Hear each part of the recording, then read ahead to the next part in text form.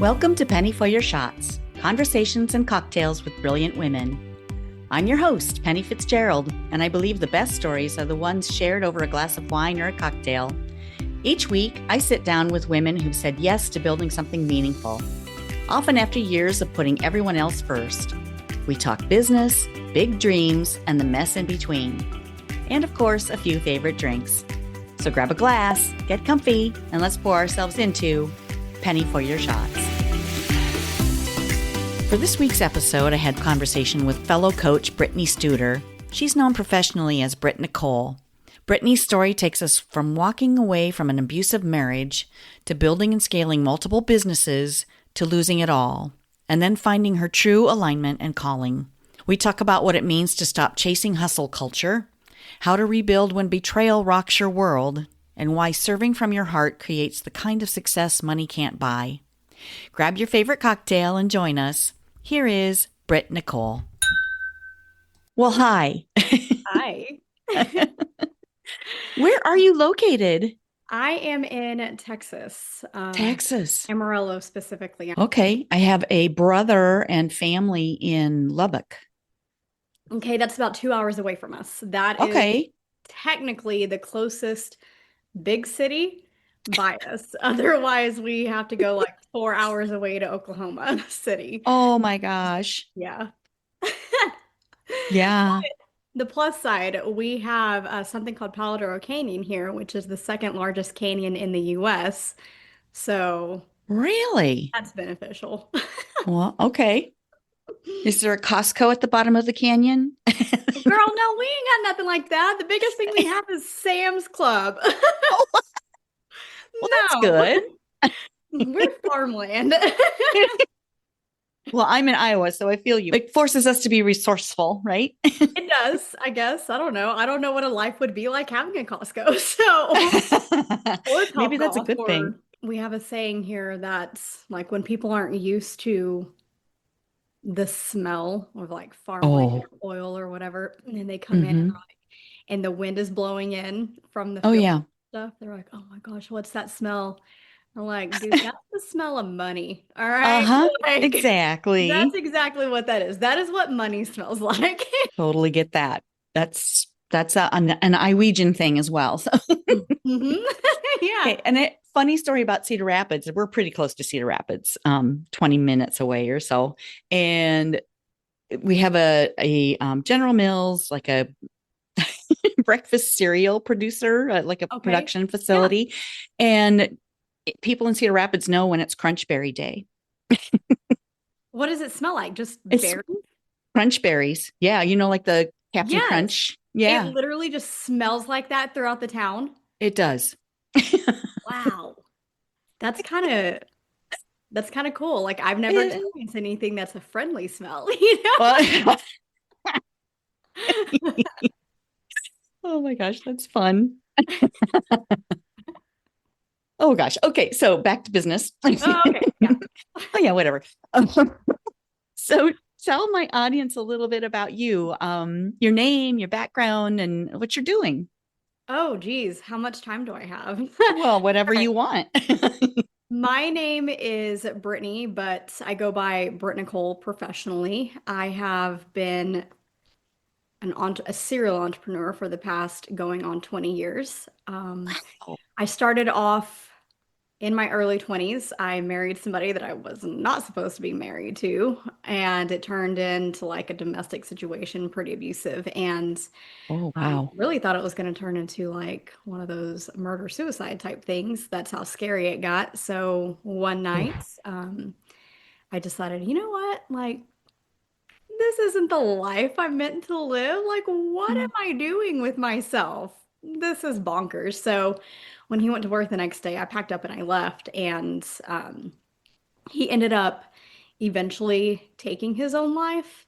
But during that process of me leaving and that happening, it wasn't the easiest thing because, you know, I would see him parked across and couldn't do anything about it because it's on private property. So like the police were like, I can't like do anything with it. Like he's not hurting you. And I'm like, oh my gosh. Until he hurts you. Exactly. But you know what? This was back in the early like I say early 2000s, like 2010-ish, 2011. But anyways, Mm-hmm. um, when I had left, of course, whenever you leave a situation like that, you have the choice to do whatever you want, honestly. And I wasn't allowed to have a job. I had to solely depend upon him. Mm. And I wasn't allowed to have friends or family around. So that stripped Part my, of his control over you. yeah, it stripped my Okay. ability to be me. And so when I left, I didn't have finances and I was like, who is Brittany? Like my identity was so stripped. I'm like, who is Brittany and what does Brittany want to do? And I knew that if I went and worked for somebody, I'm putting in those hours, like literally the same exact hours in the day, I'm putting towards somebody else's dream and somebody else's project Mm. instead of mine. And I didn't have children at the time, so I'm just like, you know what? I'm already at rock bottom. Like, what is the worst that could possibly happen more, right? Like, Uh-huh. that can happen. And so, you hear a lot of entrepreneurs say, if you find a problem, get the solution and people will come. I'm like, okay, what is a problem that I can find? And being in Amarillo, we did not have digital anything. Like there were no digital billboards, there's no digital menus at this time. And I was like, ooh, you know what? Like, what if I just brought that to town, right? So, me being the spontaneous little butt that I am, I randomly got a flight to New York City and I walked into these businesses and spoke with the owners of digital marketing and learned from them. I was gone for like maybe 4 days, 5 days. Came back and my dad co-signed a loan for me to get out all of these TVs and do the digital work and everything. And I just hustled my butt all the way into these places, into our mall and like other Wow. businesses. And I quickly learned because of my age, I'm assuming that these are the reasons, but because of my age and because I'm female, I wasn't taking as seriously when I was meeting with Uh-huh. business owners to get their business and sell their ads, Uh-huh. stuff like that. So I went and I set myself in car lot parking lots and just watched these salesmen. And I was like, okay, what are they doing differently that I'm not doing? And I was like, you know what? Screw it. Like I'm wasting my time. So I approached these men. I was like, hey, do you want some side money? Like, you want to make some extra money? And they're like, oh, yeah. So I just hired them to do it for me. Oh, And yeah, they went in and they did the sales, and I started scaling the company. And I quickly realized that this was not in alignment with me. Like, I hated what I was doing. mm. Mm-hmm. I I woke up every Monday thinking, like, feeling just, you know what? I hate this. Like, ugh. I was chasing after what I was doing, and I was kind of Oh. testing out to see if I could do something. So I Uh-huh. sold it in my early 20s. And I went back to the drawing board of like, okay, Brittany, what are my actual passions? And that was being creative. That was photography. So I started building my photography business and I took what I learned from that digital media and implemented it into the photography side of things. And within the first 4 months, I generated $20,000. I was like, oh my gosh, like I can do this.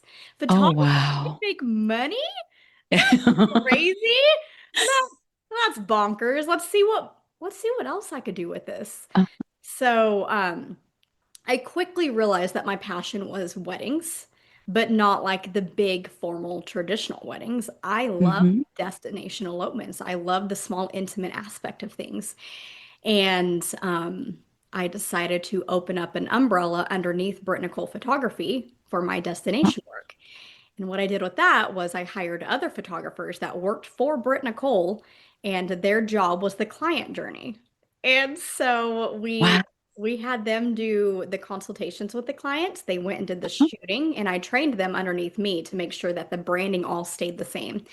And then afterwards, those clients came to me. I did the editing, I did the delivering, I did all the legal work, I did everything else that kept the business together. In your 20s. Yes. Yeah. Oh Well, my this was in my later God. 20s and early 30s Uh-huh. type Well, thing. still, Yeah. how did you know to do all of that? I mean, Okay, so backing up a second, when you started the photography side, realizing that you were passionate about it, but you made, you said 20,000 in your first 4 months. Yeah, How so did you do that? that's a great question. I'm self-taught, and I learned very quickly early on that the best businesses, the best business owners, they utilize people in their strengths versus their weaknesses. So instead of me trying to do everything, what I ended up doing my first couple of months for my weddings, because again, no one's going to hire me for like 5 grand to go shoot their wedding if I've never shot a wedding before, right? So what I Mm-hmm. ended up doing was I hired associate shooters that have been in the game longer than I have, but they lacked the confidence of Oh my gosh. what I had. So I brought them on and they would come and shoot the weddings with me. And behind the scenes, like I was learning from these other photographers of Wow. all these creative tips and tricks and stuff that they were doing. And Huh? because they were shooters to me, I that's still under the Brit Nicole brand. So Mm-hmm. I just, yeah, that's how I built it and learned from it. Wow. Wow, let's break that down for just a second because that is, I mean, there's so much in there. Like you had the confidence, first of all, and they didn't. So were the women that you were working with predominantly women photographers? It was half and half. Yeah. Really? Mm, Because I feel like women, especially, we get so much imposter syndrome going, right? We feel like, oh, I don't have the guts to do that, or I don't have the degree to do that, or I don't have the whatever X, Y, and Z to be able to implement that, but you just did it. Do, I just do you did it. think that came from, gosh, I'm looking back at your life and thinking you were beat down, like literally and figuratively, emotionally, physically. You came from this background where you're afraid for your life. How did you get out of that protect myself mindset and into I'm going full bore? Or was it because of that? No, I think it was because of that.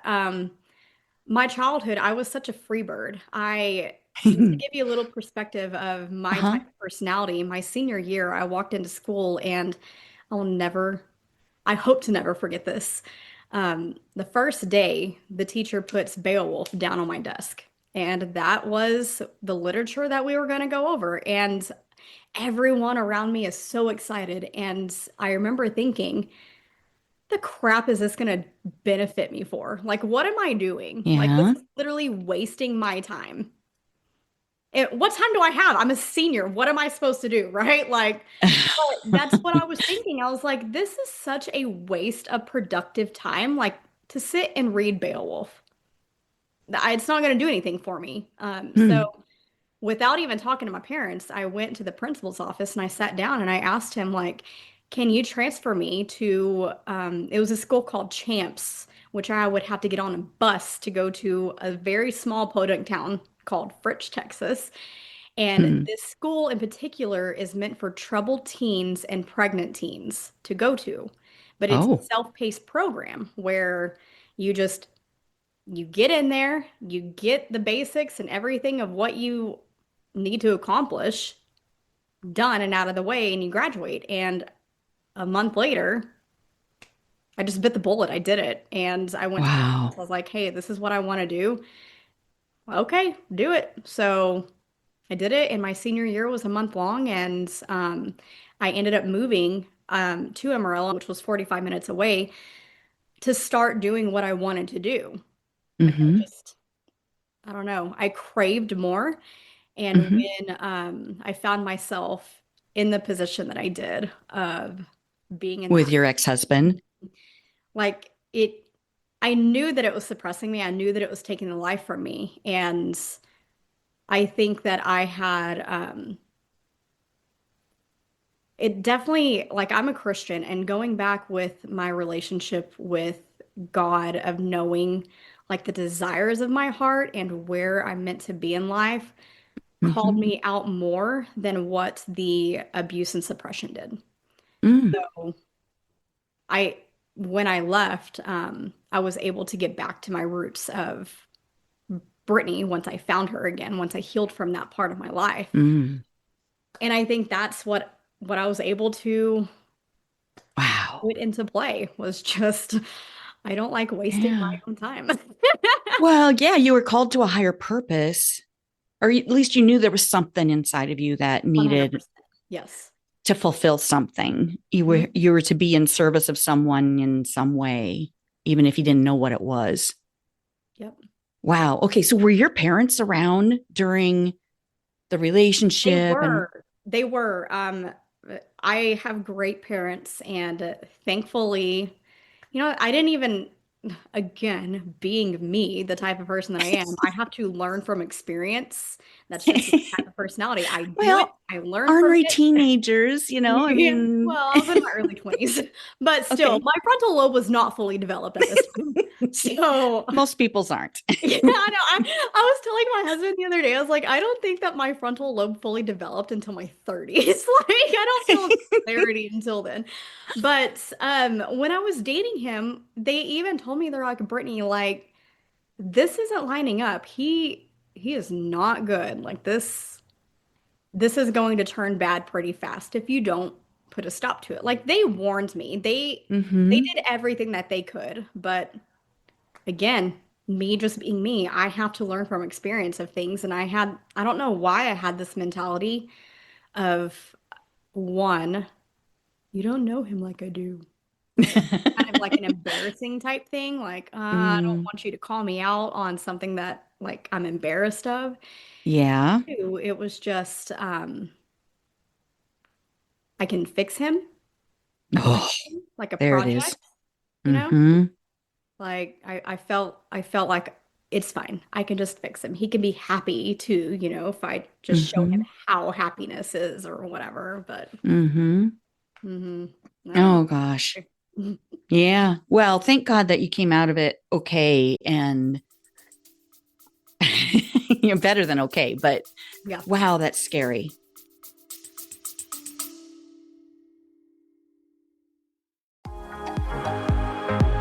Hello, friend. Let's be real.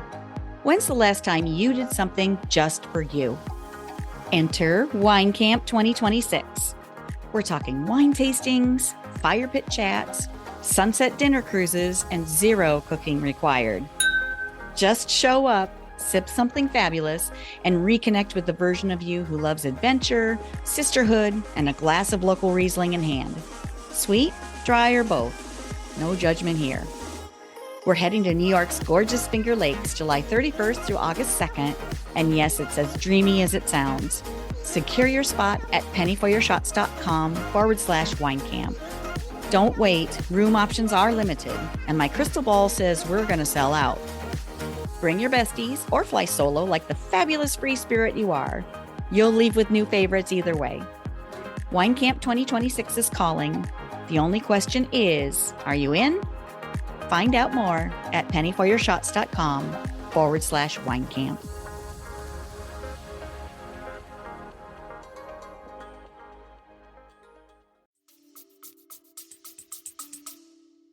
Yep.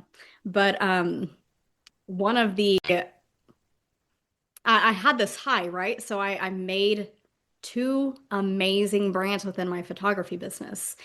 And one of the skills that I didn't learn was how to hire. And I don't know if anybody out there who's listening, if you've ever hired within your business, like that is a freaking skill that you need to learn and have when you're Mm-hmm. interviewing, when you hire, when you do all of the things. And this one particular employee who was with me for a little over a year, when she left, she decided, you know what? Instead of like doing my own journey, I'm just going to take everything in Brittany's and use it for myself. And Oh, kid you not, no. like I truly am not exaggerating when I tell you this I believe it. story. Mm-hmm. But back then was about 16 years that I had been in business, 16 or 17. And she took all of these 16 years of intellectual property, all of my Oh, client journey templates, how I do my consultations. Like I am everything. She's oh, like, I'm wow. just gonna take this. And she had employment agreement, we had contracts, we had the non-disclosure, we had the non-competition, like we had all of it Good. in place, right? Uh-huh. And two cease and desist did not work, and the bleeding was still happening within my business. And when I dove in more to see, like, okay, it's one thing to like utilize email templates and, the client journey and how you're shooting Hmm. and stuff like that. But it was another thing to see that the images that she was using was from my business to promote her. Oh, And that is a federal offense because they're copyright. really? Yeah. Copyright. Okay. Yeah. So, what I could physically see on the outside was 66 federally copyrighted infringements. And in the US, whenever you copyright things, that person, uh, per copyright, you're looking about $150,000 worth Oh, of wow. per copyright. Okay. Mm. Like that's how big of a deal copyrights are. Mm-hmm. And so, in order, going back in order to get the bleeding to stop, I had to federally sue her. Mm. And to do that, I had a certain amount of money set aside specifically for this. Like whenever you have scaled your business, you should always have a little bit of a flow to the side whenever hiccups come your way, especially Mm. like if you're getting sued or if you're suing somebody, like what have you. If you've been in business long enough, it's eventually going to happen, right? So I did that, and those funds quickly, boop, went. Wow. I was like, oh crap. Like I'm in Mm-hmm. hot water now. What am I going to do? Because I can't just like stop this lawsuit, like Mm-hmm. so I had to let go of all of my staff, all of my employees. Oh, no. So this amazing, great business that I built, this cash cow machine, suddenly was put to a stop because I can't maintain all of that by myself. That is physically and mentally impossible. Mm-hmm. And so it felt like overnight everything came crashing down. And following out the whole entire lawsuit, the business almost went bankrupt. And it's one thing, like I feel like I can carry the weight of the business on my back. But the second that it started seeping and bleeding into my family finances and just like we had a certain lifestyle that we wanted to live with our children. Mm-hmm. We have two young children. Now Mm. they're 7 and 9, but back then they were a lot younger, and so mommy's happiness was no Mm. longer there. They were put into private school. We had to remove them from private school from their friends. That's all that they knew was this Mm-hmm. type of lifestyle, and we no longer could do that anymore. So that was very hard for us to move them from a private school into a public school and then not to be able to do the type of stuff that we wanted to do, like family vacations or Mm-hmm. floating the investments that we had purchased in order to retire eventually. Mm-hmm. So that alone took the biggest toll on not just, financially, but Mm-hmm. my body. My body was in fight or flight mode for 3 years. I did not know how to get out of it. And during that time, I'm hiring business coaches and I'm like, what is wrong with me? Like, why can I not get my head back into the game to build my business again or to do whatever? Like, I know what to do. Mm-hmm. Why can't I just do it? You're It's squashing down the grief. like, oh my You're not gosh, feeling it all. oh my gosh, yes. And what I ended up learning was for people who are listening, it's not a mentality set that you're going against because I had business coaches that would literally tell me like you just need to change your mindset. You Ugh, just need to write on awesome. post-it notes and like put it on your mirror and you can just do this. Just hustle Mm. through, just push through. Well, pushing through is what almost killed me. Like hustle Mm-hmm. culture is not okay for people who are stuck Oh, in fight mode. Like hustle preach. culture needs to be canceled in my opinion, but Mm-hmm. um Agreed. yeah, and so it wasn't until I met with not only my therapist who did like EMDR and stuff, but also like a spiritual coach. And she was just like, Brittany, literally your body, your nervous system is just stuck. That's all that it is. It's just stuck and it just needs to be Yeah. brought out. It needs to be flushed out. Like Hmm. there's nothing You've wrong with you.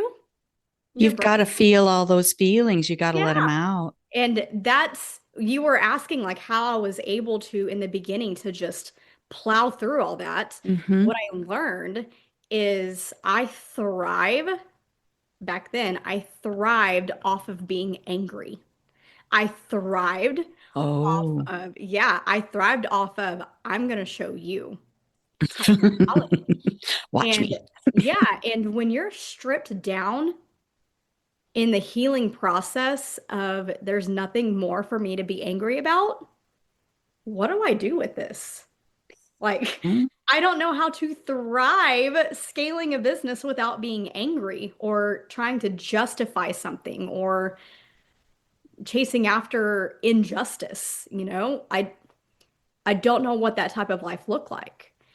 And this is where the Unstoppable CEO was born, is I finally got to a point in my life of if I didn't have something to prove, what did I want to do with my life? Like I did all the accolade stuff. Like my face was everywhere. I have all the awards. I did all of the stuff, the American dream, you know, stuff. I did all that. But I was chasing after something that wasn't in alignment with me. I was chasing after the Hmm. money. I was chasing after the fame. And what do I want to do with my life now that I no longer want to chase after those? And here we are. Mm. Yeah, that's so powerful. I think a lot of that stuff comes from the way it's always been done and who's led it all along. It's men. Men thrive on that kind of Mhm. competitiveness and that kind of hustle mentality. And women aren't built like that. Oh We my gosh, are yes. creative and we have a purpose and we work on a different cycle and ebbs and flows. And we have to use that to our advantage and to others to benefit others. It's in our Woo! heart to serve others, not to be look at what I did. It's just You're not gross. wrong. Yeah. Absolutely. Yeah. Oh my That's God. that's so crazy that you say that because like I'm currently working on like the CEO community side of things and inside the Hmm. community, I decided to like take a different approach to work with people with my type of brain and mindset. Like I squirrel a lot and I'm not diagnosed ADHD. I am self-diagnosed. Like I hyper focus on things and Uh-huh. going back to what you were saying, like the male dominated figures within entrepreneurship and businesses, they are all teaching you the hustle culture, the hustle flow. And Hmm. if you don't follow this, then you're never going to be successful. I was like, oh my Mm. gosh, like this whole time, I've literally been fighting against my brain and And your heart and your my soul. alignment. Yeah, Uh-huh. been fighting against it this whole time. And that's why it felt so freaking hard.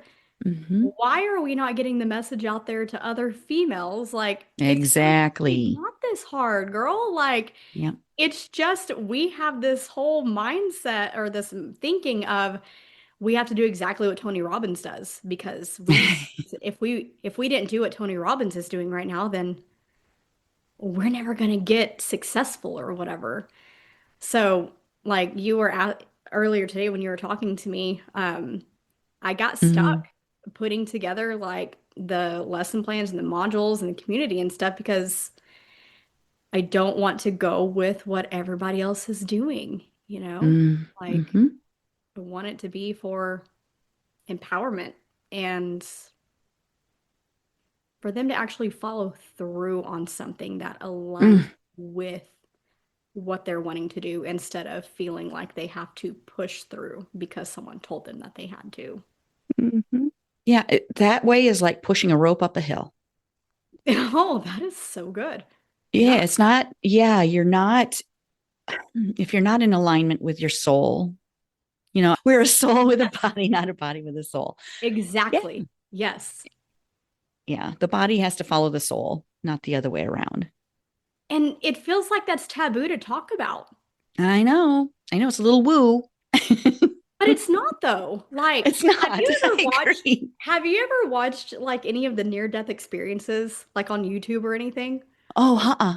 in some of these like near-death experience videos, they talk about what it was like for their soul to be on the other side and Oh, what they wow. experienced and Mm-hmm. the type of energy that was around them. And like in the Bible specifically talks about like, God is in everything, right? Like even the stars were made to worship, even the blades of grass have their own energy and worship style.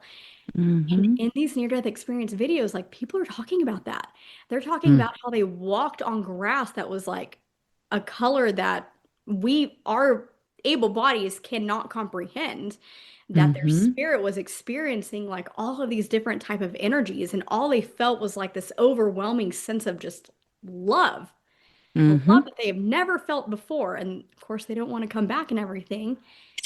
And I don't understand why that can't be talked about because I feel like that is the spiritual realm. Like the Mm-hmm. spiritual realm is energy.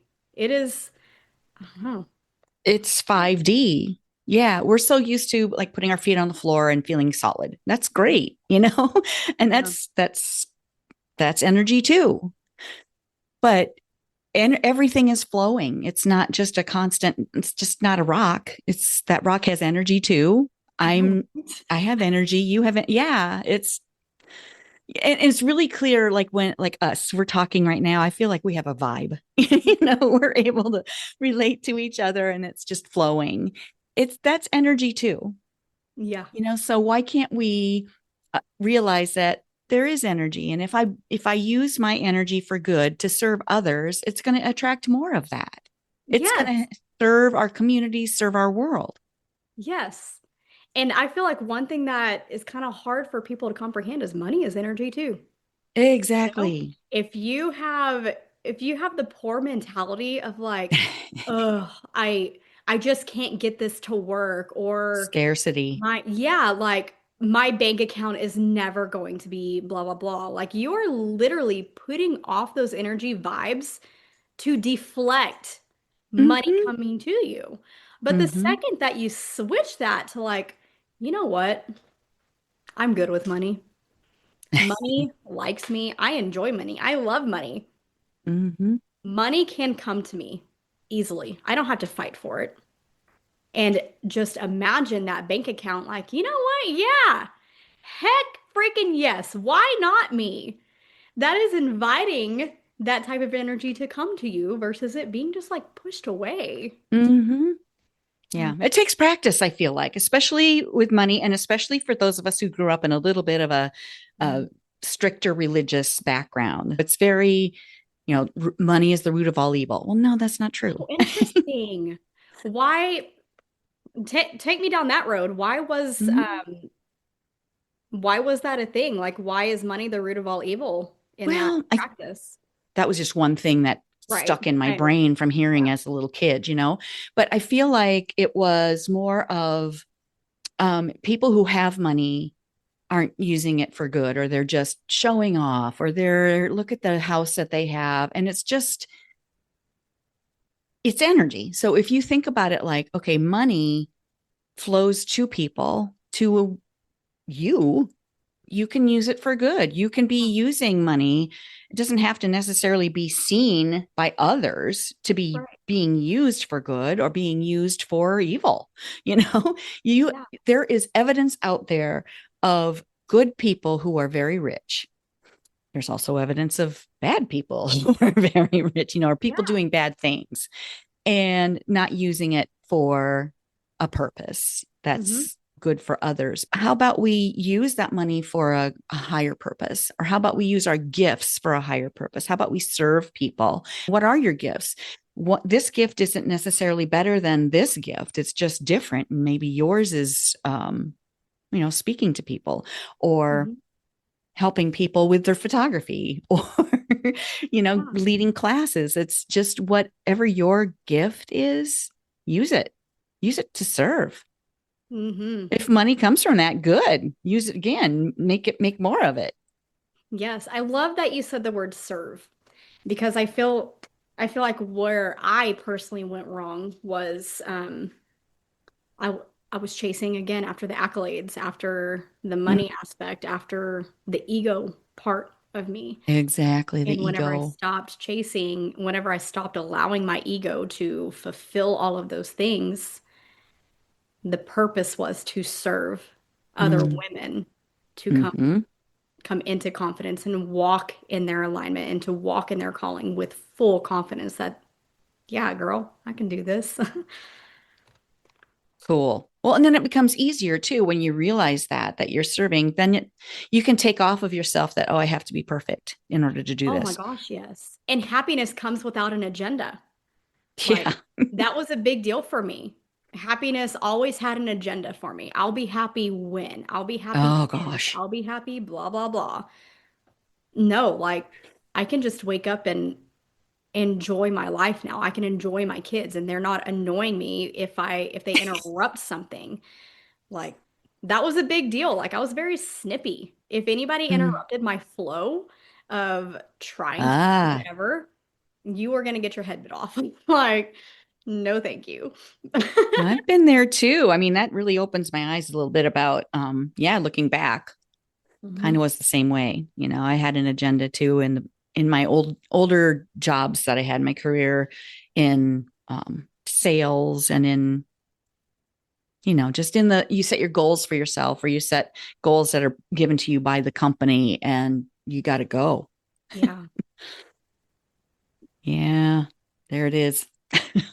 There that one is. Mm-hmm. Mm-hmm. Mm. Yeah, that's right. Just taking the ego out of it and realizing who it is you serve and keeping that in mind. But it is a practice, right? I mean, you have to kind of remind yourself sometimes and recalibrate. Yeah, I mean, for me, I literally fell off that high horse. Like my horse was so high. And that fall hit hard. It was very painful. Yeah, that was when the other person took your intellectual property and left. Yeah.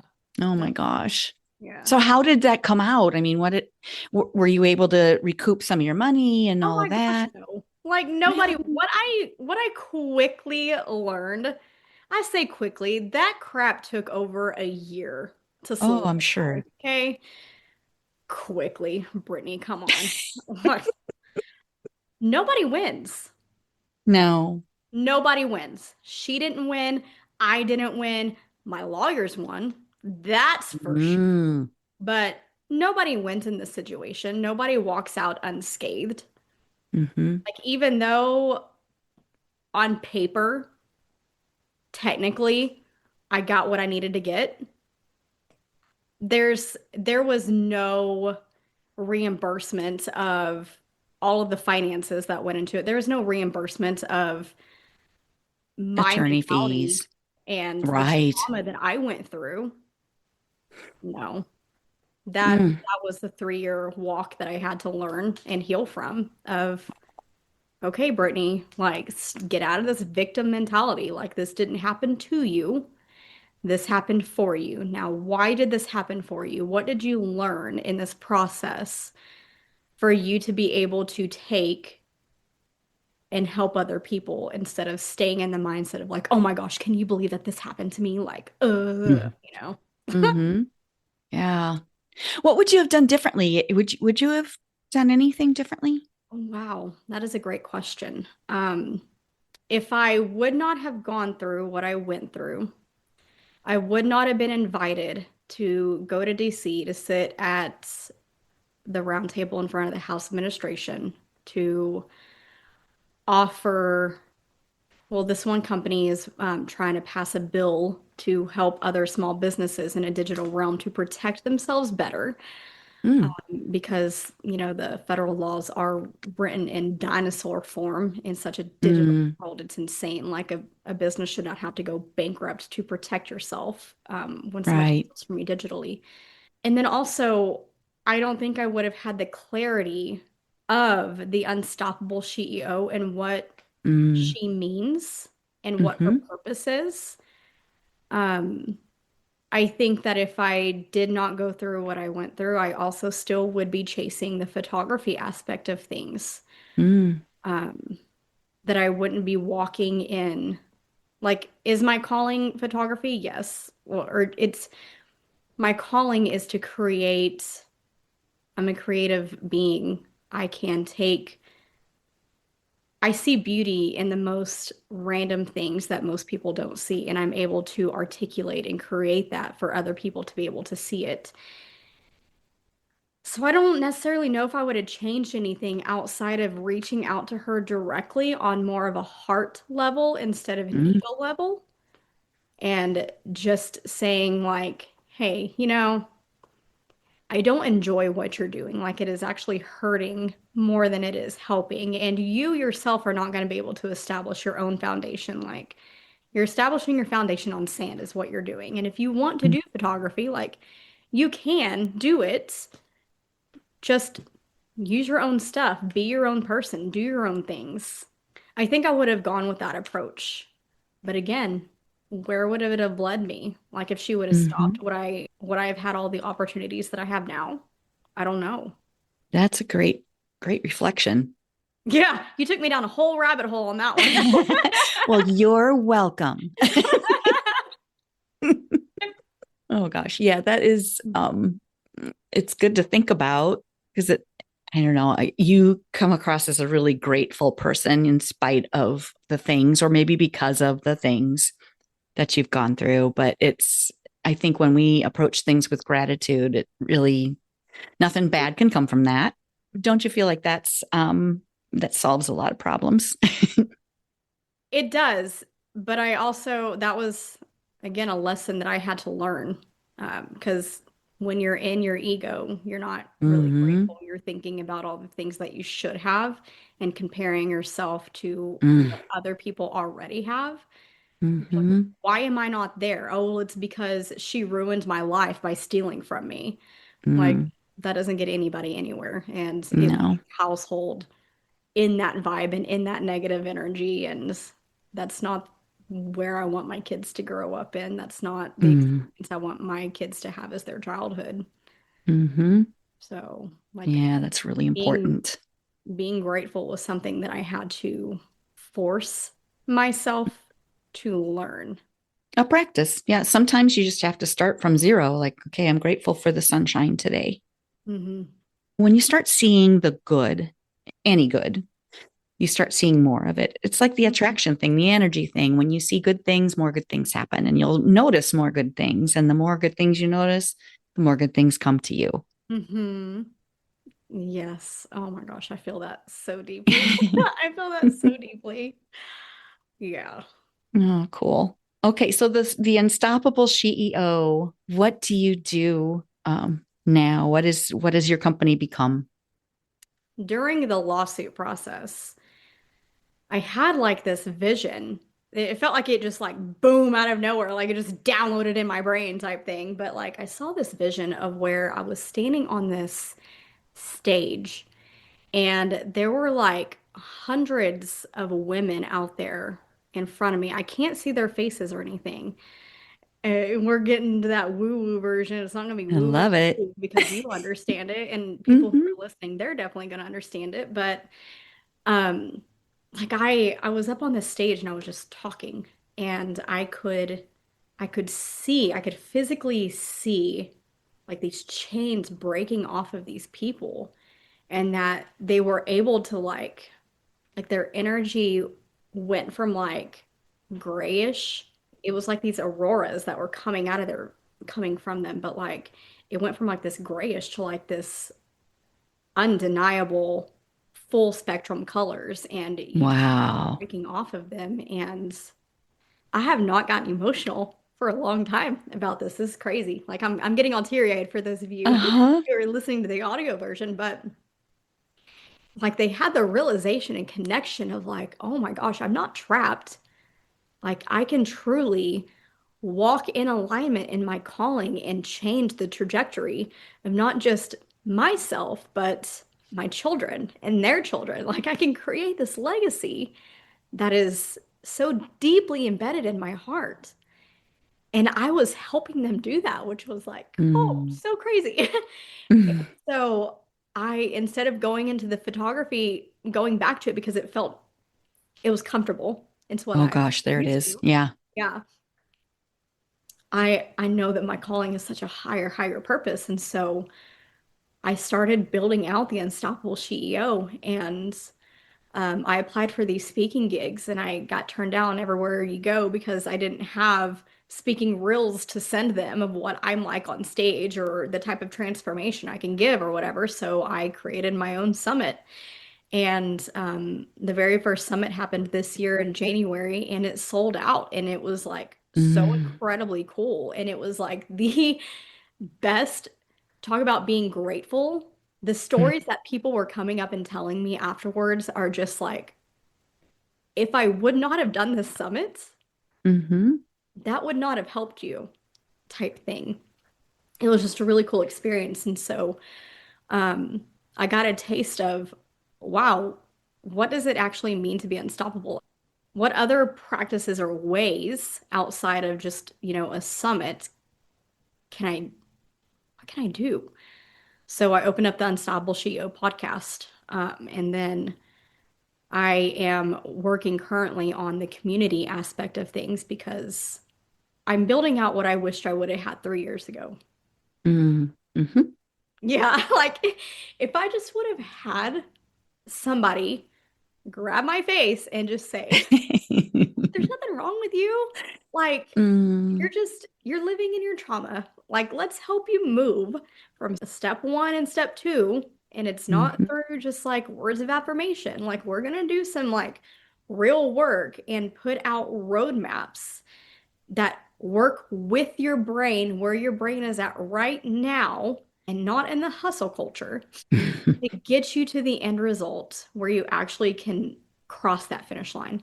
And that is Mhm. exactly what I'm building right now for people and to hold them accountable. But my main focus is to work with people where they're at and to get them through the finish line. That's beautiful. Oh, That's very similar to what I do too. We're talking about your energy and your mindset and your nervous system. You have to reset it. So, I teach women how to use, certain systems, technology, chat GPT, all of the things. But if you don't have the confidence or if you're not okay to do it, if you don't feel safe doing it, if you don't want to move out of that comfort zone, you're not going to take those steps to actually use the systems that help you scale your business. absolutely. Yeah. So we are very much aligned. I love that. Yeah, we are. And sometimes, like, to be fair, like that icky feeling, Mm-hmm. you could just be trying to push something that isn't in alignment for you. Like Mm-hmm. you don't have to start over, you don't have to start completely fresh. You No. need to just pivot a little and Yeah. readjust where your focus and your energy is going. And No. yeah, then you'll start feeling that alignment. You'll start feeling that happiness without an agenda. Yeah. Well, and maybe that icky feeling that's telling you that you have to start all over is just your nervous system trying to keep you safe. Mm, mm, Mm-hmm. Maybe it there you just will feel go. icky for, half an hour while you do this one thing Yep. or while you call somebody to do that one thing. Yep. My icky feeling, like, I Mhm. kid you not, it felt like I was getting mauled by a freaking bear anytime that my phone went off of like my Oh, systems. yeah. But it was all because, like, anytime that my phone went off during that year of that lawsuit, it was from my lawyer telling me whatever More or bad asking news. for an invoice or, whatever. Yeah. Oh, ouch. I Yeah. You were trained that that was was not a good trained. thing. I was trained to get mauled every day. Oh gosh. Yeah, we're not meant to live like that. No, it was awful. It sucked Yeah. real bad. Yeah. Well, and I got to believe karma will come. But that's the thing. Like, was that the most horrific, painful thing that I feel like I've gone through?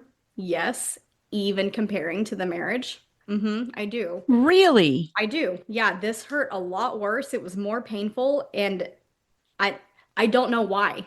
I truly don't know why. Wow. It truly was more horrific to me than the Was marriage. it because you trusted this woman more and maybe Oh my you knew gosh. what your ex was all about? That is, that's literally what my therapist said. She was Oh. like, betrayal is the number one hardest trauma to heal from.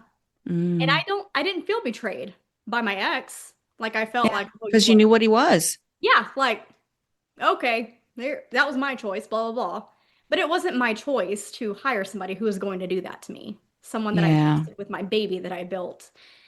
I right. don't, I don't know. Like it, I've had a few people say karma will get to her, but like, I don't know if I want karma to get to her. Well, Like, it's none of your business, really. I mean, that's ooh, hers. ooh, that's so good. Oh, that was delicious. That was good. Well, you're welcome for that too. It is none of my business. Yeah, Yeah, it that isn't. chapter for you is behind you, and you're just pushing forward and not pushing forward. You are walking toward your older, wiser self. Hmm. And she was very difficult to connect to. Oh, yeah. Very, very hard to find. Yeah. Yeah. You have to really listen. You have to be willing and ready to listen. Yeah, I Oh, for wow. sure was not willing or ready for 3 years. Mm, hmm. But yeah, the more that you practice this, the more that you listen to her, um, the more people you'll serve. Oh, for sure. And she is freaking shining now. Like, I Nice. love her now. Oh, that's so cool. I've got goosebumps. Good, I'm glad. Oh, very cool. Yeah. Okay. We have been chatting a while. This is so Yeah. fun. I've so enjoyed meeting you, Brittany. This is amazing. Same, same. So, at the end of my conversations, I like to bring it around to cocktails because it's kind of Okay. my way of celebrating and such. So, um, do you have a favorite cocktail or a glass of wine? No, not wine. I'm not a wine person. Uh-huh. I love me some good whiskey. Oh, really? I do, Do girl. tell. I just I love whiskey. I just not I even love in it. anything. I love it on the rocks. Like, Okay. yeah. A particular brand or label? What do you gravitate to? I like there's this one called Woodward. I really like that Oh one. my God. Um, We're but going there. Okay, so my husband and I and some friends were joining together in Kentucky for a bourbon trail in a month. ooh, I like that. That's awesome. You're gonna have to send me some photos and stuff. But Okay, I will. I really like Yeah. I like them, and I also there's like pecan type flavor whiskeys Yes. and it might be the Texan in me. I love pecan whiskeys. I love pecan anything. Yeah. Oh gosh, pecan pie. Just give it Mm, to me all. Pumpkin and hmm. pecan. I'm all about it. Mm. Tis the season too. We're getting there, aren't we? Yeah, almost.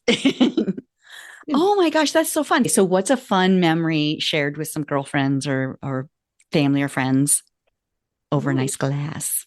overnight class. Oh gosh. Mm-hmm. Nothing in particular is coming to mind except for just the fellowship time Yes. with people. Like there isn't one specific of like, oh my gosh, you wouldn't believe that this happened on this Yeah. day.